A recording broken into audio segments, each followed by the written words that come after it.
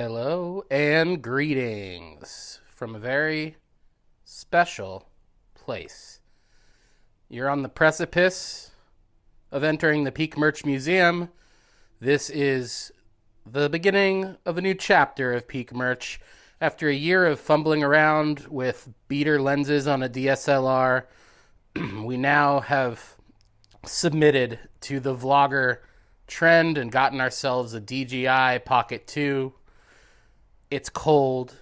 We're also going to submit to the trend of lifestyle vlogs, just a few of them.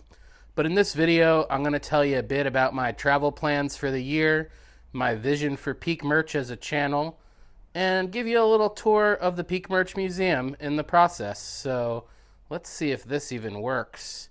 But I think it would go something like this. Huh?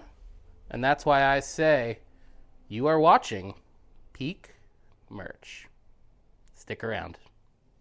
And before we go inside and talk a little bit, I have to brag a little bit about this bread lamp, because this is a real piece of bread, a real French loaf, dipped in resin, preserved for all eternity, like a bug in amber, except this is light in bread. So yeah, let's hop inside and I'll let you know what I'm up to. And when I lived in a railroad apartment in Bushwick, Brooklyn, it was so hard to know how much crap I had. But now that I've got my own office, also known as the Peak Merch Museum, I can safely tell that I'm out of space. So, that being said, I think these stories and the pieces we've collected here are not nothing.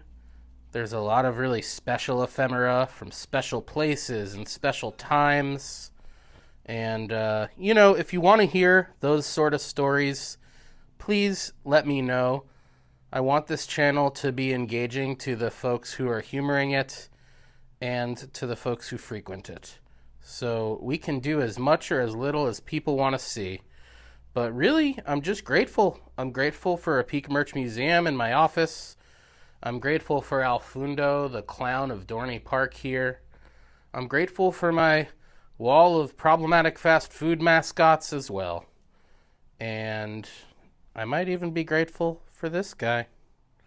So, there's a lot here. We're not going to get to it all today or probably even ever.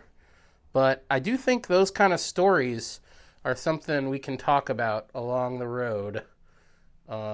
And if that's something you want to hear, please let us know. And I'm especially grateful for this space because it's winter and we live on the Hudson River and it's cold. Thinking through how we would keep up the cadence of a weekly video on the Peak Merch channel, it soon became apparent that even while I was stockpiling different gift shop and different roadside stops along my journeys, there would be periods where, especially in the cold months, I just run out. That's part of the reason for even thinking through this as a season 2, but of course the other reason is this great DJI Pro 2 that we're using, which allows us to get creative and to go places, literally, physically, that we haven't been able to travel before. I also think from an access standpoint, it will allow me to get in places and be less invasive. A lot of gift shops and the best stuff are located in fairly, how do I say this, not even inconspicuous, but maybe off the beaten path, salt of the earth places where when you're walking around with a giant DSLR, people are looking at you funny. So that's what I mean, some of what I mean when I say access. But yeah, we have a lot of great plans for this year already. Not everything is sorted out, but I'll tell you a little bit about what's on the books. And as I am not a full-time vlogger, nor am I a nepo baby who makes revenue from this, I must really capture creatively. I must capture when I can. That often means recording and capturing when I'm already going somewhere. I travel a lot for work, roughly once a month, which is both a blessing and a curse. It's a blessing because I get to see so much of this amazing country, and it's a curse because I love where we live on the Hudson. I love my partner. I love our cute puppy Murray, featured in last year's Ben and Jerry factory video. So the older I get, the less I love to travel. Not because it's exhausting, well, that's true, but again, because I'm happy where I am. So really try to make these travels count. These pins are a great example. They're collected from all over the place, and the posters too. These vintage pennants here on the side. Well, they're all from Florida, but I really try to make travel count, and that's my pledge to you this year. So I can just tell you about a few of the places that we're going, and hopefully this is something to look forward to as you tune in to Peak Merch every other week, rather every week this year. So we actually won't be waiting too long to start traveling. Next week, rather the day after this is filmed, so next week for you, I'll share my trip to Chicago. That's right, I'm going to Chicago in January. No, friends, I'm not a sadomasochist. I have to go for work. So I try to squeeze in some fun where I can, and I'm going to actually look for merch in places where there might not be robust merch offerings. Sure, I'll go to the airport gift shops. I'll go to a couple dedicated Chicago gift shops to make sure we have some merch content. But I'm also going to be going to Lou Mitchell's, one of the original breakfast spots and most famous diners in the country, literally at the start of Route 66. I want to try the corned beef hash, and I want to see if they have any t-shirts. I'll also be going to the Ferrera Pan factory store.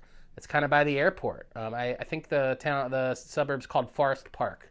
And as I understand it, it's basically just an outlet for fresh lemon heads and whatnot, but who knows? Maybe they'll have some merch there, or something that we can take with us as well. I've done Chicago before. I've done the Parker House, and I might pop in there as well. I've done the Architecture Institute as well.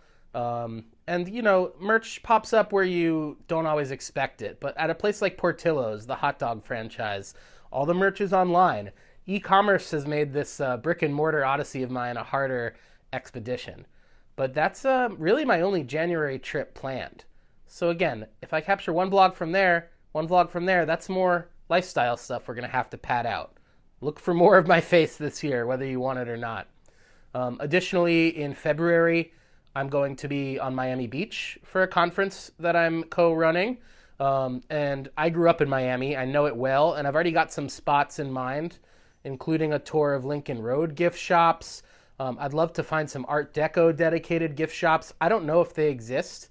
I know where the Art Deco Center is, but I'm going to really have to do some searching to see what I can find there. And of course, I'll take you with me. In March, I'll be back at Walt Disney World, staying at the Swan and Dolphin Hotel for another conference. And that trip will see me likely going to Disney Springs.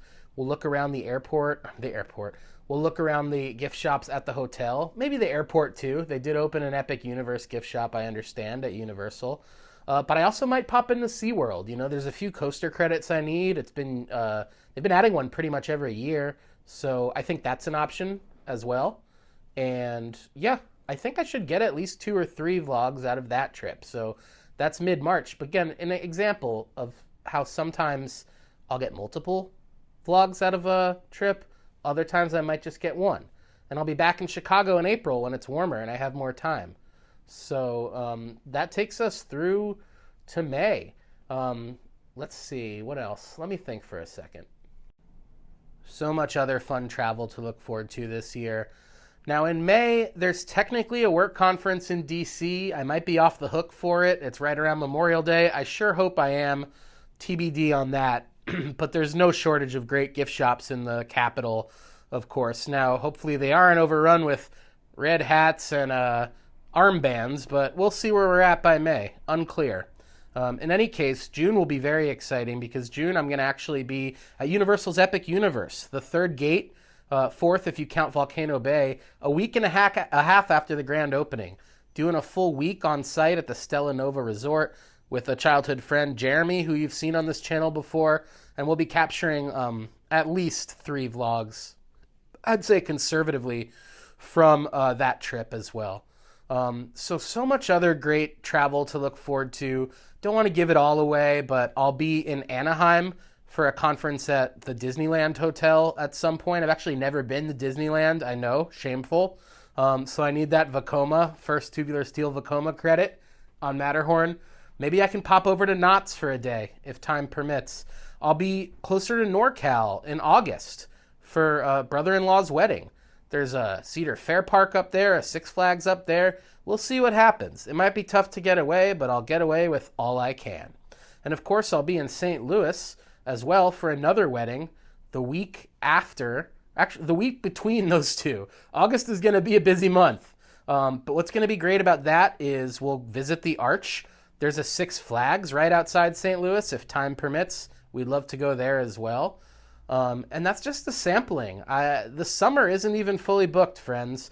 I still take my annual trip to Cedar Point with Jeremy.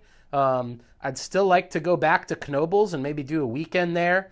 I'm loosely talking to some friends about a Jersey Shore trip. Never been all the way down. Been to Casino Pier and rode Hydrus. Never been all the way down to Maury's Piers or Pirates Playland Cove. So there's a lot. That's the headline. We'll be back in Seattle in October. It's all domestic. International travel's probably not happening for me this year because of some new exciting things on the horizon. But it just goes to show I do get around. I always take you with me when I can. And I'm always looking for the fun and unusual kitsch along the way. Yeah, and just one more big thank you before I sign off. We're experimenting here, but if you'd like to see more lifestyle content, I could tell you the story of where I got this Roger Rabbit plush, of this great Wolf Parade print, of this Neil Young Shepherd Fairy poster. Everything has a story. As David Berman says, the souvenir just reminded him of the time he bought the thing. But as I say, all merch is peak merch to someone. So, I guess that is my way of saying to you, thank you for tuning in. Thank you for sticking with me, because I've been Jess, you've been patient, and you've just watched Peak Merch. See you real soon.